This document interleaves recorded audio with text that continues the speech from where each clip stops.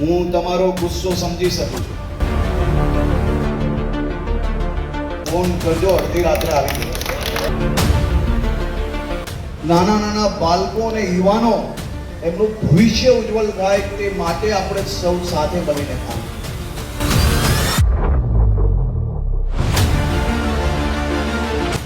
આ પુસ્તકાલય આવનારા દિવસોમાં અનેક લોકો DYSP, deputy collector, police inspector, સરકારી નોકરીઓ અને વિદેશમાં ભણવા અને ભણીને મોટા મોટા ઉદ્યોગપતિઓથી લઈને બધું બનવાનું કારણ કે તમારી આ પુસ્તકાલય.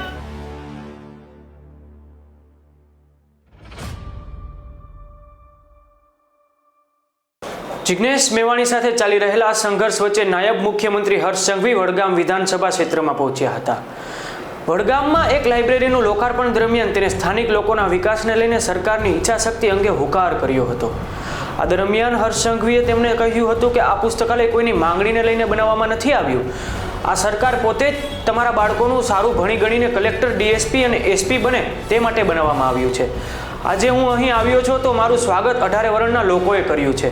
આમ હર્ષભાઈ સંઘવીએ મેવાણી સામે પોતાનું તીર કમાન ખેંચીને લઈને તેને ગઢમાં હુંકાર કર્યો હતો અને આ દરમિયાન તેણે વિકાસની વાતો સાથે કહ્યું હતું કે ફોન કરજો, અડધી રાતે પણ આવી જઈશ. આમ બનાસકાંઠા જઈને હર્ષ સંઘવીએ વિકાસની વાતો થકી જિગ્નેશ મેવાણીના વિરોધને ઠંડો પાડી દીધો હતો. જોઈએ શું કહ્યું હતું આ સભામાં.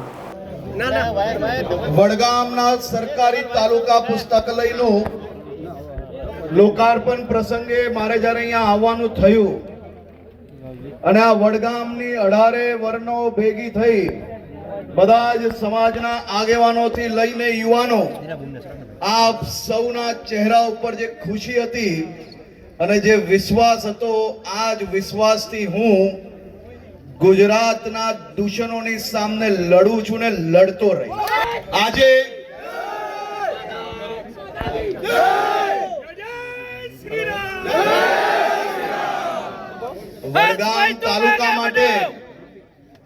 વડગામ તાલુકા માટે આજે આપ જોઈ શકો છો આ અદ્યતન પુસ્તકાલય એ માત્ર ને માત્ર તમારા બાળકોનું ભવિષ્ય ઉજ્જવળ કરવા માટે આજે લોકાર્પણ કરવામાં આવ્યું છે. આ કોઈની માંગણીથી બનાવવામાં નથી આવ્યું. રાજ્ય સરકાર જે તમારી છે,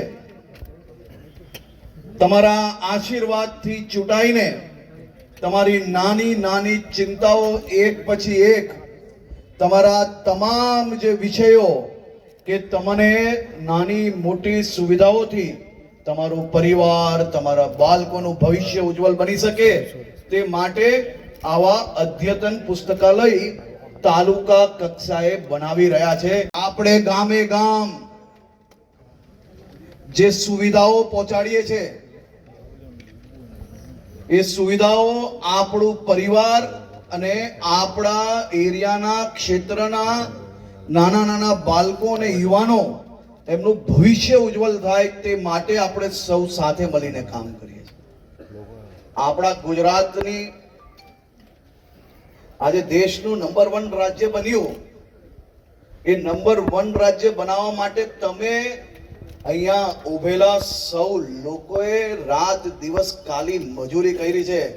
નરેન્દ્રભાઈ મોદીએ એમના એમ કહેવાય ને કે આખું જીવન એ આપણા ગુજરાત માટે ઘસી લીધું છે. આગળ પાછળ ક્યારેય કઈ જોયા વગર કામ કર્યું છે અને તમારા સૌની અને નરેન્દ્રભાઈની જોડીએ આજે ગુજરાતને નંબર 1 બનાવ્યું છે. આમાં બાળકીઓ માટે તદ્દન અલગ વ્યવસ્થાઓ ઊભી કરવામાં આવી છે. આજના જમાનામાં કોમ્પ્યુટર, ઇન્ટરનેટથી જે પુસ્તકો વાંચવાની હોય તેની બી વ્યવસ્થાઓ અલગ ઊભી કરવામાં આવી છે. એક સાથે 160 થી વધારે વિદ્યાર્થીઓ, યુવાઓ અહીંયા વાંચી શકશે ને એમનું ભવિષ્ય ઉજ્જવળ કરી શકશે. આપણે વડગામમાંથી આવનારા સમયની અંદર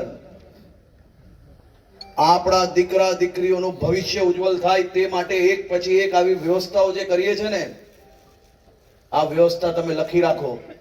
આ પુસ્તકાલય આવનારા દિવસોમાં અનેક લોકો DYSP, deputy collector, police inspector, સરકારી નોકરીઓ અને વિદેશમાં ભણવા અને ભણીને મોટા મોટા ઉદ્યોગપતિઓથી લઈને બધું બનવાનું કારણ એ તમારી આ પુસ્તકાલય થવાનું. હું તમારો ગુસ્સો સમજી શકું છું.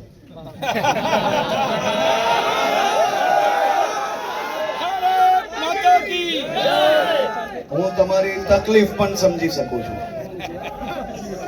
પરંતુ આપણે સૌ સાથે મળીને ક્યારેય કોઈ પ્રકારના આક્રોશમાં આવવાની જરૂર નથી. સમાજ જીવનમાં તમારી બધી જ જરૂરિયાતો માટે ભૂપેન્દ્રભાઈ પટેલની સરકાર એ તમારી જોડે ઊભી છે. ફોન કરજો, અડધી રાત્રે આવી ગઈ.